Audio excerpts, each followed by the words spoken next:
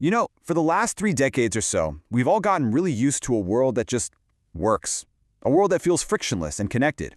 But what if that whole era is coming to an end? In this explainer, we're going to pull back the curtain on a pretty hidden force that's quietly reshaping our economy. It's called geographic inflation. And this line right here, man, it just cuts right to the chase, doesn't it?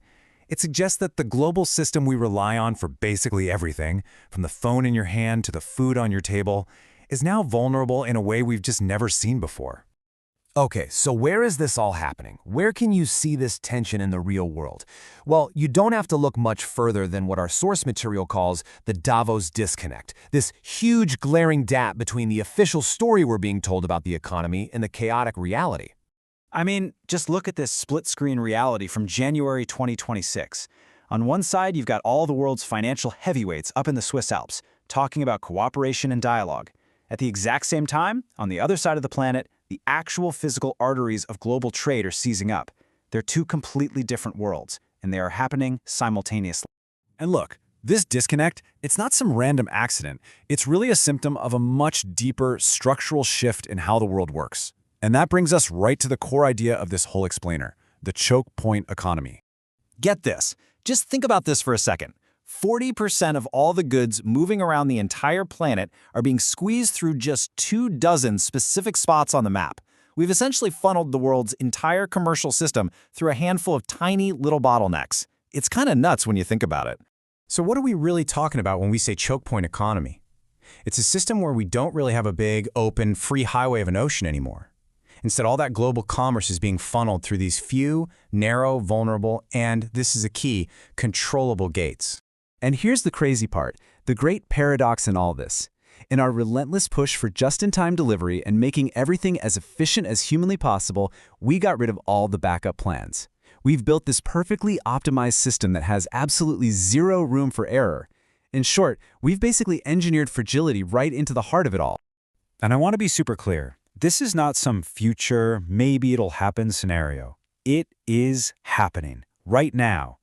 For the first time in modern history, the three most vital arteries of global trade are all under pressure at the exact same time and each for a completely different reason. Let's start over in the Western Hemisphere with gate number 1. The problem at the Panama Canal? Well, it's not just a shipping delay anymore. It's a full-blown geological crisis. Our source material calls it a climate sanction on global trade. Okay, so here's the deal. There's a massive drought, which means the lakes that feed the canal have dangerously low water levels. And what does that mean? It means these huge container ships have to lighten their loads, sometimes by as much as 30%. And this isn't a temporary storm that'll pass. It's a structural change that is permanently jacking up the cost of goods for the entire American East Coast. All right, now let's jump across the world to the second blocked gate, the Red Sea. Here, the problem isn't Mother Nature. It's something else entirely, a new kind of geopolitical power, the non-state actor. You know, a group with real military punch, but not tied to any specific country. I mean, think about how wild this new reality is.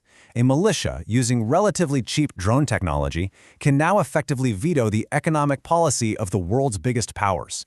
And you know those temporary war risk fees that started showing up on shipping invoices? Yeah, they're not so temporary anymore. They've become a permanent part of the price of energy and food for all of Europe. And that brings us to the third and final gate, the one our source calls the elephant in the room.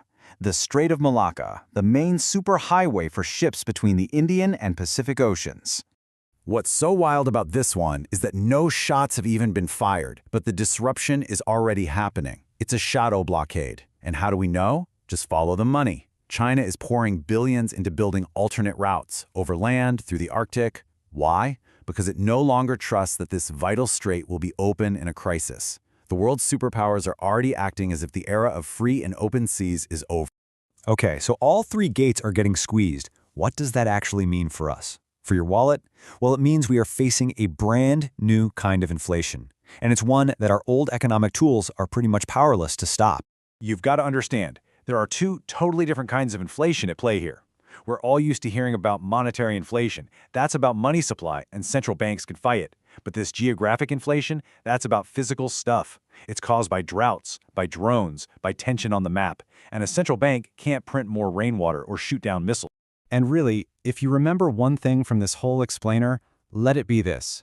This sentence says it all. You just can't raise interest rates to fix a blocked canal. Raising interest rates can't make it rain in Panama. It's just the wrong tool for a whole new kind of problem. So what does all this mean for the future?